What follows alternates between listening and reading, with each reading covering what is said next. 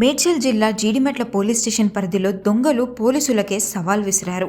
July 8వ తేదీన రాత్రి బాలానగర్ ఏసీపీ ఆధ్వర్యంలో నాకాబందీ నిర్వహించారు. ఈ నాకాబందీలో 50 మంది పోలీసులతో తనిఖీలు చేపట్టారు.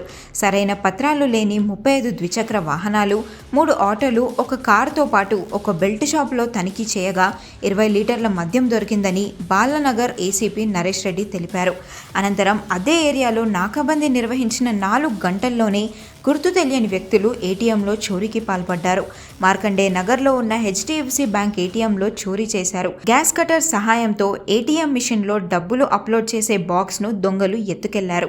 సమాచారం అందుకున్న పోలీసులు అక్కడికి చేరుకొని పరిశీలించారు.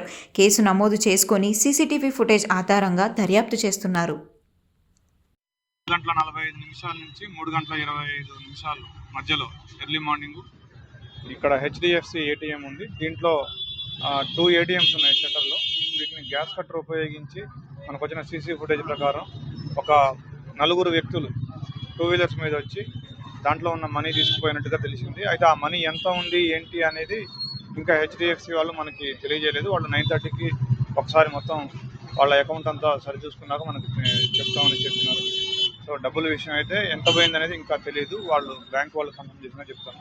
మనకు వచ్చిన ప్రాథమిక సమాచారం మేరకు ఒక 4 వ్యక్తులు ఈ అఫెన్స్లో సిలిండర్ తీసుకొని వచ్చి గ్యాస్ వెల్డింగ్ కటర్స్ తీసుకొని వచ్చి దాంతో ఈ ఏటీఎం మిషన్ కట్ చేసినట్టు తెలిసింది.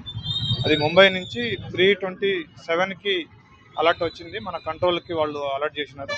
ఇమ్మీడియట్గా 3:35 కల్లా మన sub inspector and other staff కూడా ఇక్కడ ఉండి ఈ ఏటీఎంని పరిశీలించడం జరిగింది. మాకు కొన్ని క్లూస్ ఉన్నాయి. We will catch the offenders. 2 wheelers మీద వచ్చారు. 2 2 వీలర్స్ మీద వచ్చారు. కొంతవరకు ఐడెంటిఫై చేసినాం. ఒక డాగ్ స్క్వాడ్ కూడా వచ్చింది. కొన్ని ఛాన్స్ ఫ్రెండ్స్ కూడా వచ్చినాయి. డాగ్ స్క్వాడ్ కూడా ఒక ఇంటి దగ్గరికి లీడ్ చేసింది. కొన్ని క్లూస్ ఉన్నాయి. అలారం కూడా డిజేబుల్ చేసినారు వాళ్ళు.